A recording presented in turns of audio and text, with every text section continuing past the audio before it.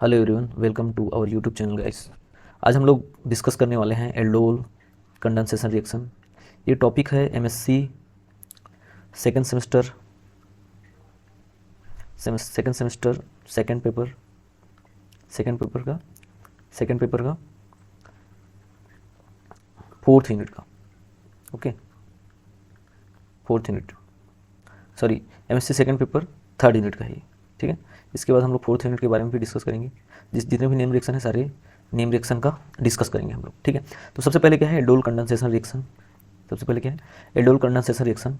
इसमें एल्डिहाइड और alcohol containing compound बनता है कंडेंसेशन के थ्रू। ठीक है, तो एल्डिहाइड और alcohol containing compound means CO carbonyl group और OH ग्रुप कंटेनिंग कंपाउंड का एक फॉर्मेशन होता है, उसको बोलते हैं एल्डोल एक्चुअली में। ठीक है, तो इसमें होता क्या है,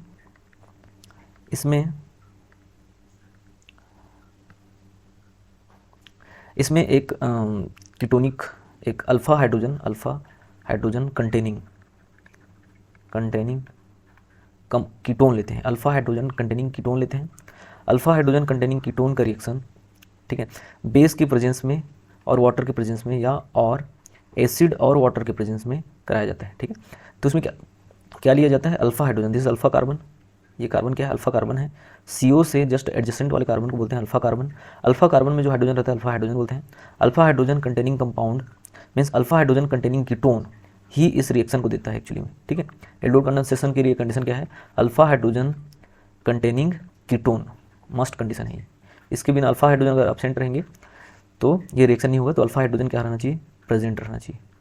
ठीक है, अल्फा हाइड्रोजन क्या है, CO के जस्ट बगल वाले कार्बन में जो हाइड्रोजन लगा रहता है उसको अल्फा हाइड्रोजन बोलते हैं। ठीक है, तो अल्फा हाइड्रोजन क्यों जरूरी है, क्योंकि यहाँ पे बेस, जब बेस को देते हैं ना यहाँ पे, तो बेस क्या कर सकता है, या तो फिर हाइड्रोजन एलिमिनेट कर सकता है H+, या तो फिर एज अ न्यूक्लियोफाइल भी वर्क कर सकता है। तो यहाँ पे कार्बोनिल का carbon as a nucleo means यहाँ पे कार्बोनिल का कार्बन वहाँ पे अगर बेस में NOH ले लेंगे, सोडियम हाइड्रोक्साइड, तो OH माइनस क्या करेगा, कार्बोनिल कंपाउंड के C पर अटैक कर सकता है, या तो फिर यहाँ से हाइड्रोजन रिमूव कर सकता है, मतलब एज अ बेस वर्क कर सकता है, या तो फिर एज अ न्यूक्लियोफाइल वर्क कर सकता है बेस। ठीक है, बेस दोनों टाइप की वर्क करता है। ठीक है, या तो फिर एज अ न्यूक्लियोफाइल वर्क करेगा, यहाँ पे अटैक करेगा और ये इधर ट्रांसफर हो जाएगा, या तो फिर एज अ बेस वर्क करेगा, मतलब हाइड्रोजन रिमूव करेगा, एक्सेप्ट करेगा, हाइड्रोजन एलिमिनेट करेगा। ठीक है, तो हाइड्रोजन निकालता है। ठीक है, तो ये क्या करेगा, यहाँ पे अल्फा हाइड्रोजन है तो acid base reaction strong fastest reaction है। ठीक है, एसिड बेस रिएक्शन वर्ड का फास्टेस्ट रिएक्शन है, इसलिए एज अ न्यूक्लियोफाइल वर्क नहीं करेगा। सोडियम हाइड्रोक्साइड का base as a base work करेगा और यहाँ से हाइड्रोजन निकाल करके यहाँ पे निगेटिव चार्ज जनरेट करेगा। ये निगेटिव चार्ज फिर से, ठीक है, यहाँ पे निगेटिव चार्ज जनरेट हो चुका है। अभी निगेटिव चार्ज एक और मॉलिक्यूल है हमारे पास। ठीक है, एक और कीटोन का एक मॉलिक्यूल है जिसमें भी अल्फा हाइड्रोजन कंटेनिंग है, सेम यहाँ पे 2 लगा, देखो यहाँ पे 2 लगा है, मतलब एक मॉलिक्यूल ये है और एक और ऐसे ही मॉलिक्यूल है, इसको यहाँ पे बना दिया हूँ। ठीक है, अब ये क्या करेगा, यहाँ पे निगेटिव चार्ज जनरेट हो चुका है, ये निगेटिव चार्ज क्या करेगा, यहाँ पे अटैक करेगा और जैसे ही अटैक करेगा ये इधर ट्रांसफर हो जाएगा। तो उधर ट्रांसफर होगा तो यहाँ पे निगेटिव चार्ज आएगा और निगेटिव चार्ज में फिर वाटर दिया तो वहाँ से हाइड्रोजन लेकर के ये OH बना देता है। ऐसे देखो OH बना लिया और ये यहाँ से अटैक किया था, ऐसे देखो यहाँ से अटैक किया था, ये OH हो गया। यहाँ पे क्या बन गया, OH बन जाएगा, यहाँ पे क्या बन जाएगा, OH बन जाएगा और यहाँ पे H तो रहेगा ही रहेगा, एक H बचा रहेगा ना, एक H तो बचा ही रहेगा यहाँ पे। तो ये वाला जो पार्ट है ये कंपाउंड है और ये वाला जो पार्ट है ये कंपाउंड है। ठीक है, तो यहाँ पे 2 मॉलिक्यूल्स पार्टिसिपेट करते हैं, अल्फा हाइड्रोजन कंटेनिंग कीटोन के 2 मॉलिक्यूल्स पार्टिसिपेट करते हैं और ये कंपाउंड बनता है, इसको बोलते हैं एल्डोल। इसको क्या बोलते हैं, एल्डोल बनते हैं। अब बाद में बेस के प्रेजेंस में ये रीअरेंज करके यहाँ पे एक अनसेचुरेटेड कंपाउंड बना देता है। ठीक है, यहाँ पे क्या बना लेगा, अनसेचुरेटेड कंपाउंड। ये अनसेचुरेटेड कंपाउंड कैसे बना है बता रहा हूँ। ठीक है, देखो इधर यहाँ पे बेस है, बेस के प्रेजेंस में H फिर से निकल जाता है बाहर यहाँ से। ठीक है, ठीक है,